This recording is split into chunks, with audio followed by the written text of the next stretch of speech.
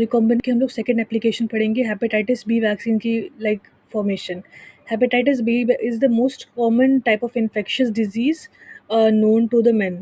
They are basically 50 to 100 times more infectious than the AIDS.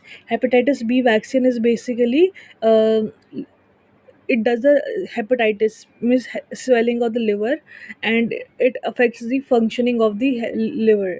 This is basically the hepatitis B virus structure. In this, the core is DNA, and then DNA polymerase present, then HBeAg and E antigen present. In this, there is a core antigen present, HBeAg, and then on the outside HBsAg there is antigen present. Now, the hepatitis B is the first vaccine produced by the recombinant DNA technology.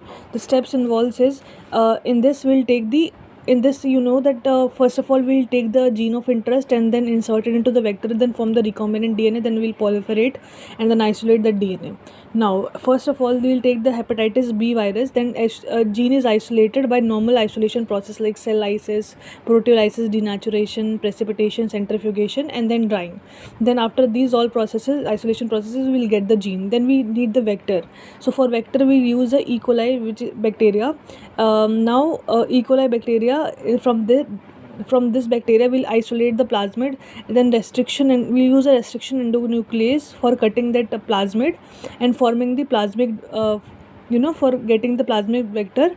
And then gene isolated we had from hepatitis B virus, and then vector will join them together to form the recombinant DNA. Now the recombinant DNA transferred to the yeast cell, which is the host.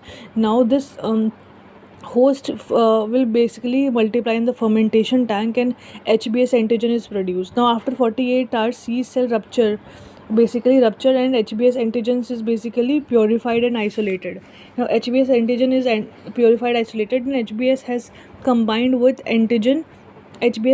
are combined with antigen and other ingredient. Now it is ready for the vaccination for the human.